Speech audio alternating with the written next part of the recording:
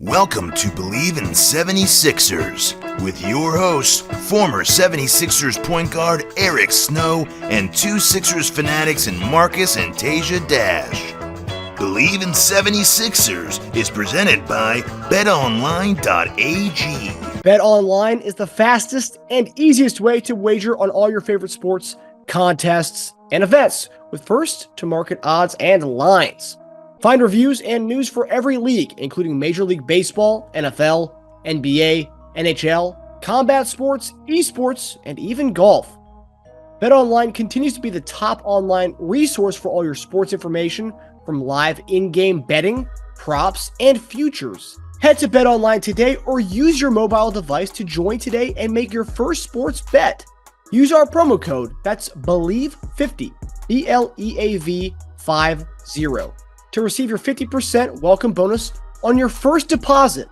BetOnline, where the game starts. Hey guys, welcome back to another episode of Bleav In 76ers podcast. I'm Marcus Dash here with former 76ers point guard Eric Snow and my brother Teja Dash. Gentlemen, how are you guys doing? Doing good. How are you doing? Doing good. Doing great. This is the first show we've had in a while where there's actually some kind of rumors going on and speculation where we could actually be picking up some of these veterans out there that are still available. And I think that's great because we haven't had really that in like the last month or so. It's getting close to camp, so yeah. Yep. Well, now that the Durant thing happened, it's go business as usual again. Finally, about time. Yeah, it's September 27th is when we go to the Citadel in South Carolina for training camp. So it'll be an interesting training camp, and that's we'll get into that. The team kind of camaraderie and the fun they're going to get into going to a different venue for training camp this year. Mm-hmm. We'll go start with our first topic tonight. So over the last few days, there's been some reports. The Sixers looking into the idea of picking up Markieff Morris, who we've talked about on the show before, and bringing in DeMarcus Cousins, backup five. He'll be playing at backup five. Did well last year against us, actually, when he played the Nuggets when Jokic went to the bench, and he actually came in like a couple threes. And then the year before, he actually dominated us for like 20 points with the Clippers. So I'd love to have Boogie Cousins in-house. So my question is, between those two guys, and there is some rumors that, Keef may sign elsewhere to another contender, but between those two guys, who would be a better fit in Philadelphia? Well, I mean, I think they both could be good fits. I think DeMarcus would be a better fit because of having the other guys, Tobias and PJ, is more kind of in a Morris role. And that's two guys that we know is going to play a high volume of minutes, whereas DeMarcus can come in and truly be the reserve and backup for Joel. And I think that from that standpoint, it gives you sort of the veteran presence at the five position that we don't have. So I think that's more of a need, even though, I do think Twin could help us. I just think Marcus is probably more of a need because of the position and the way he plays. I mean, he's extremely talented, just been affected by injuries. Teja, where do you lean on both those guys? I'm sure Keef would think he fits perfectly in Philly because he's a Philly guy. It's tough because I like Keef, and I don't think you could have enough of those kind of guys, the 3-4 tweener types who can shoot a little bit, play a little defense, give you that hustle. I think I'd rather go Cousins before I have the Bassey and Reed people on my door banging it down.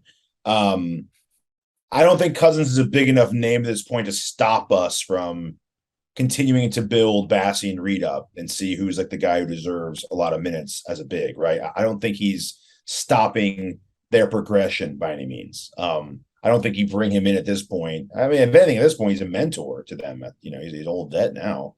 I just don't. We've missed a lot of time with Embiid almost every season now. I just can't see us, Doc especially, I can't see Doc being okay with an extended absence of Embiid relying on Bassey and Reed. I can't see that. Jordan's play last year almost forced his hand to go with Reed more often because he was just getting abused. Jordan was, but now it's the offseason. We have no excuse. We don't have to play a DeAndre Jordan anymore. I'd probably go Cousins, just in case Embiid's out. It's cheap insurance to have. You got to add that cheap insurance. Come on, it's a no-brainer on rental cars.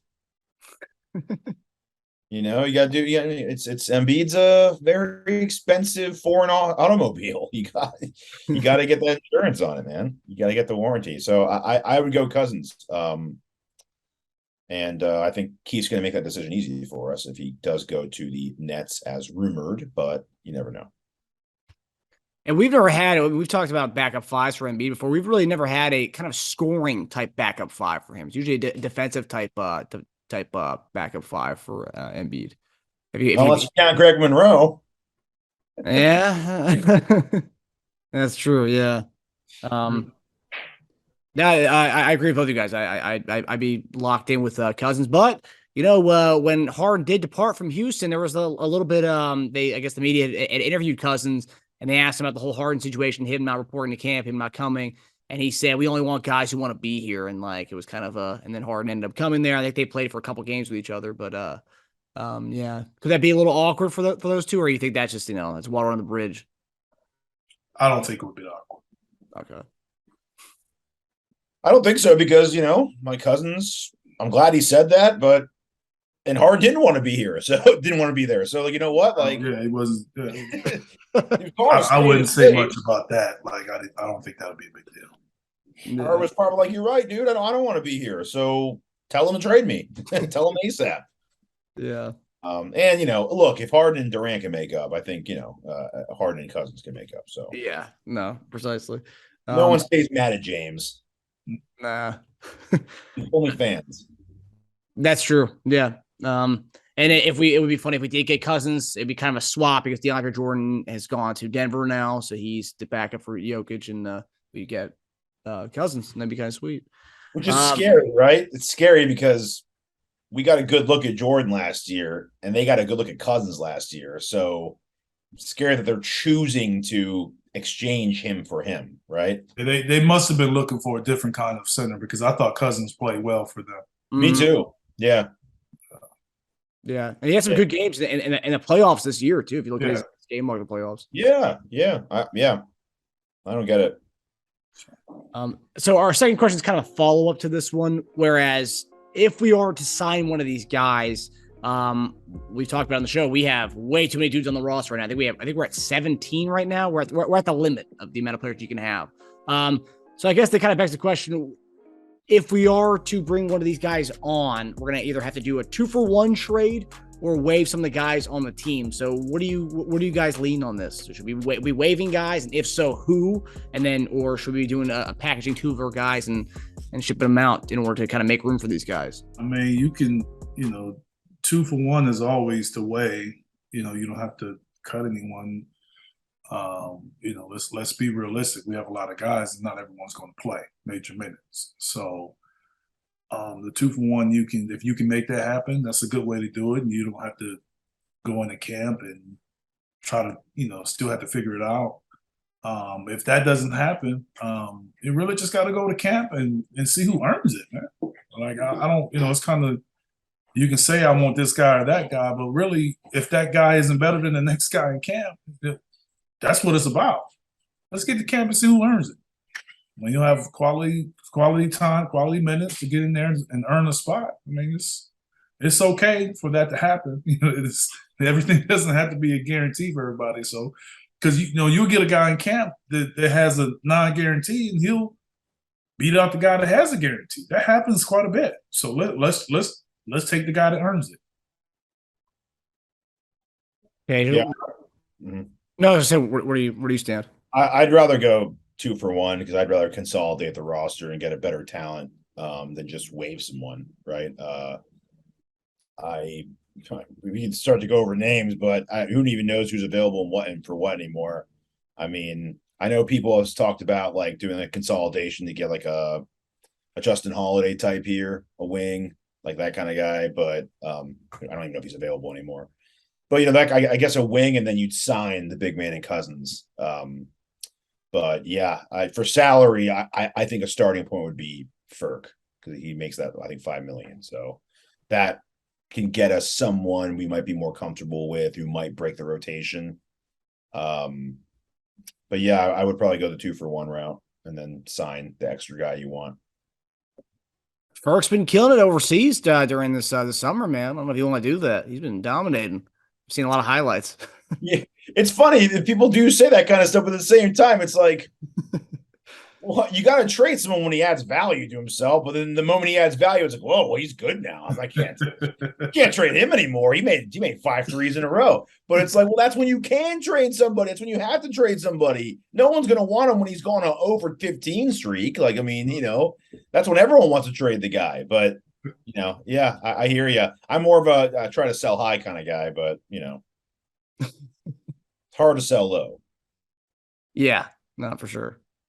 No, I saw some highlight. It's like, oh, Ferk's on his game again. I think he might be a solid role player for us this year. It's like, okay, well, I think it's like the same Twitter account like that trashed his name all throughout the second half of the season. It's like all of a sudden we're back on the Ferk train again. I mean, I don't know. There's too much flip flopping with a lot of these Sixers accounts. We can't say much about that. We can't. You and I can't. This guy can. What are my flip flops? Please enlighten me. Hey, I'm not saying anything. Hey, we have to check our Thybulle quota for the day, don't we? Hey, look, man. Is it Thybulle? Is that what it is? Hey, I'm not saying anything. Just it's not you. It's Matisse. It's not you. It's me. There was a little 4-week span there where you went from like, yeah, we need a trade, we need a package Thybulle for this. If he plays well, and then 3 weeks later, like, you know what? The teeth to turn around on me. I like if he plays well, he plays well. If he doesn't, he doesn't. Like I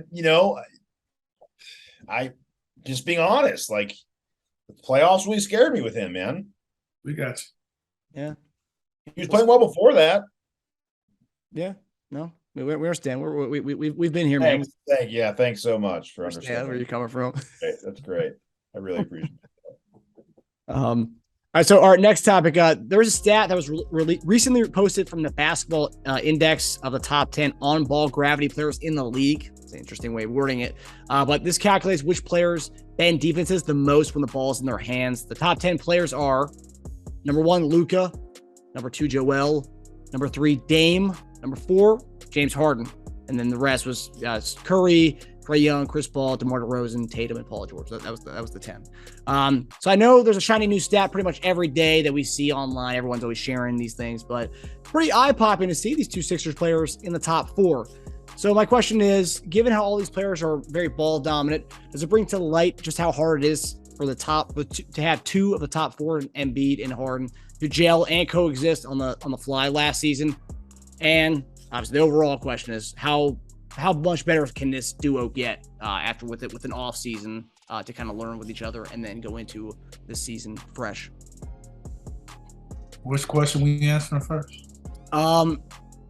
I guess how much better can this offense be this year with those 2 kind of having those 2 guys? I mean, obviously it can be better. I mean, if you have a full training camp and you've played some games, how much better? I can't say.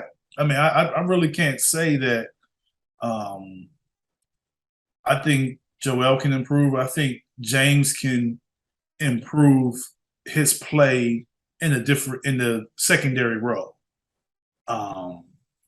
But I don't know how much of that is going to be just those 2 in order for us to have the type of success that we want the team to have. I'm not sure if James has to play, at the level that we've seen. And if that's the case, if you have other guys that come up and step up and do more, then, the tandem can be looked at as not as successful from a number standpoint, but more successful from a win standpoint. So I think that this group, this pairing has to be more effective from winning more so than numbers. They got to win. They got to get past the second round. You got to be one of the top teams. So I think they can have all the numbers in the world. If it's not translating into wins, then you'll say, well, it's not working. So to me, it has to go a different route from what we've seen the last few years in that perspective. And as far as them, in this ranking that you have, it's they're all good players, first off. Yeah.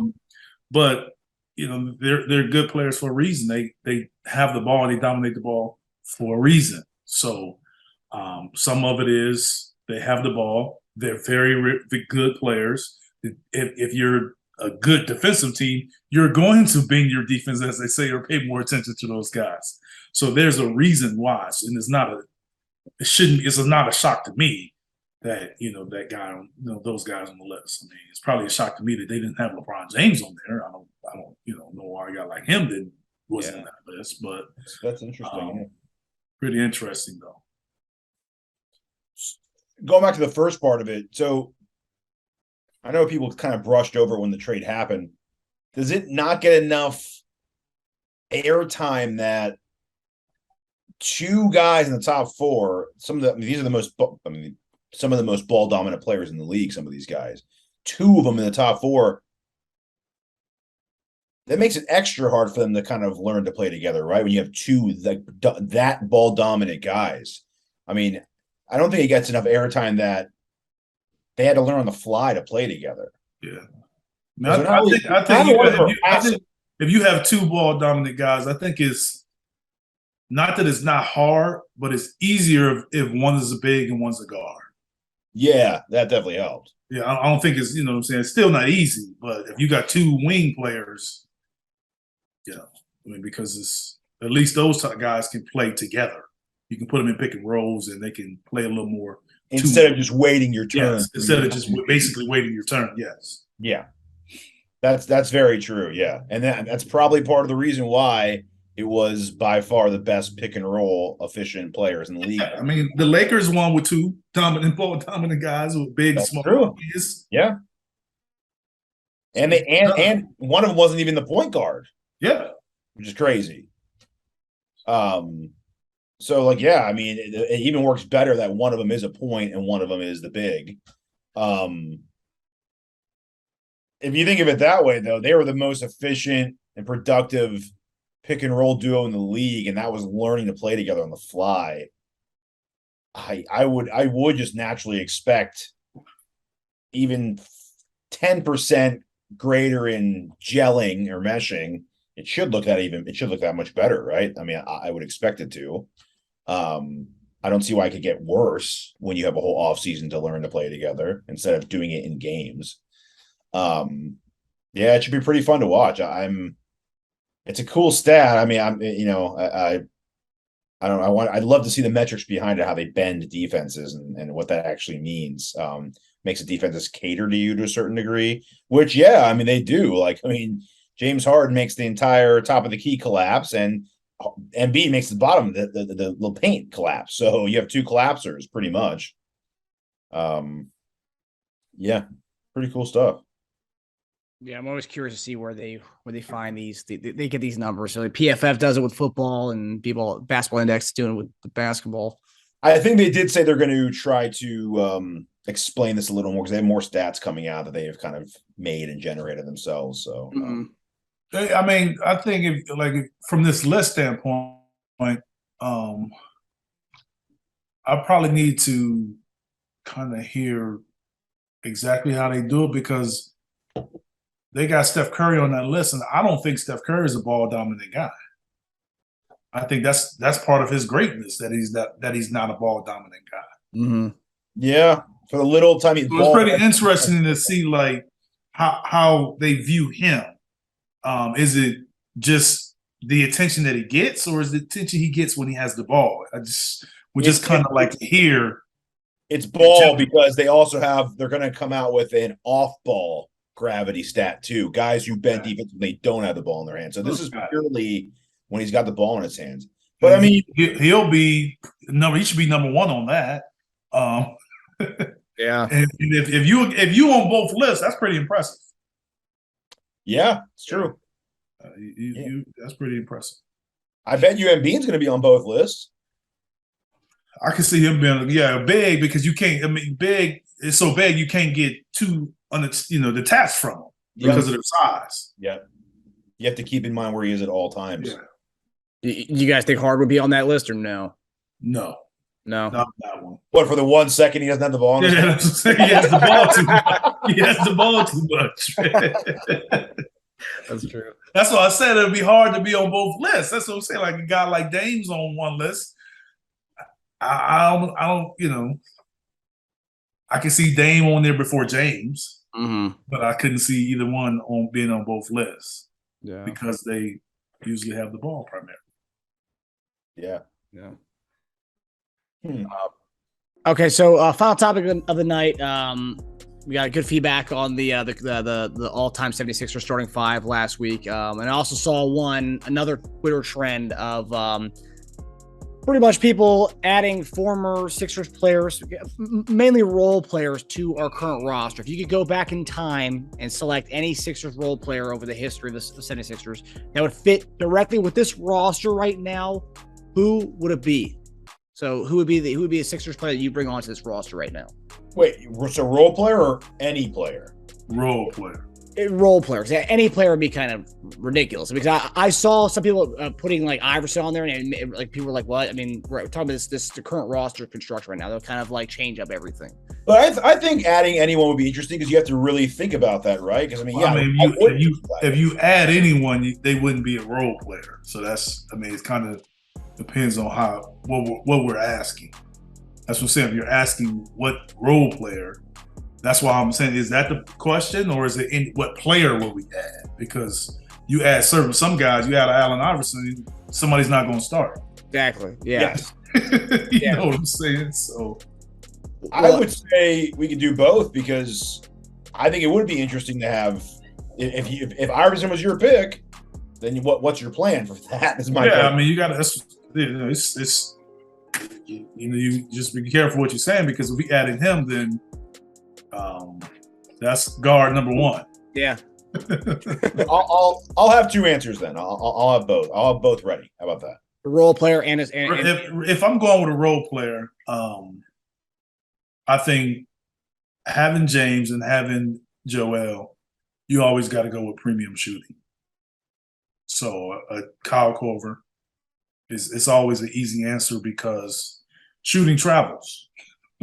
We know it. Shooting travels. So you look at any team in this league, they need shooting, and they'll take shooting.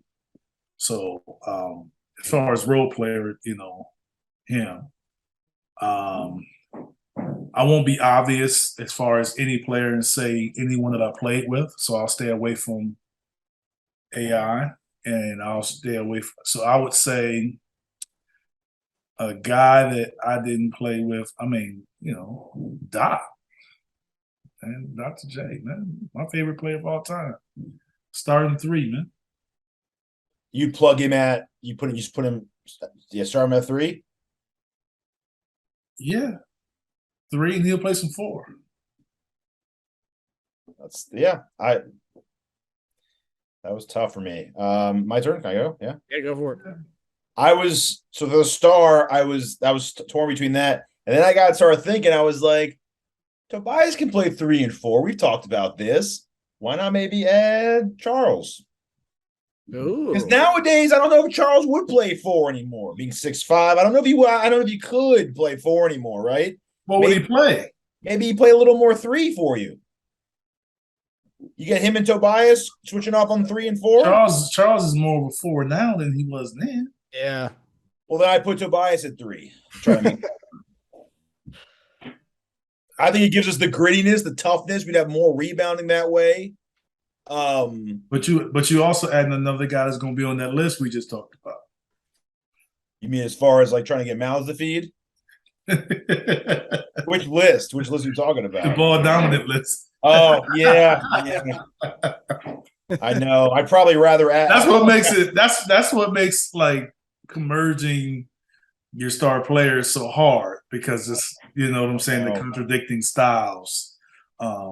If they were on the same team, and we all know if they were on the same team, somebody's gonna have to take a back seat. So it's just interesting. Yeah, just keep the same roster, and let's just keep Embiid fresh. Embiid plays 40 games. Moses plays the other 40 games. Boom, there you go. There you go. Both guys are fresh from the playoffs, and we don't lose a beat. I mean, like another thing, I mentioned him the last time, and I'll take a starter from a long time ago. And I mentioned him before, but put him in as a reserve. Andrew Toney. Put him in as a sixth man. Yeah, that's a good role. Going off the bench. As far as role-ish, he was a role player. Okay, so what was his role for us, or did he leave, go somewhere else, and become like a star? Because for half his career with us, Andre Iguodala was kind of a role player. He wasn't the star, and he was a secondary, maybe even third scorer on our team for a little while. Now, Iguodala would go great with our current roster construction. If you give us that version of Iguodala back on this team. You're talking about prime Iguodala on this team? Yeah. He would be awesome. Yeah, I think Iguodala would be perfect because he fast breaks. He was starting to become a better shooter towards the end of his career. He could be an all-star with us. Yeah, I think he would be. I mean, yeah, he's pretty much you answer a lot of the. Not that you have like questions on the wing. You basically have a lot of multiple players that you would want in one player. That's what Iggy does for you. Yeah. Yep. I mean, he wasn't a knockdown shooter at that point in his career yet. But he made enough. But it kept teams honest. And what he did on other parts with defense, running, athleticism, rebound, filling in the rebound. And he can initiate your offense. I mean, he was very serviceable.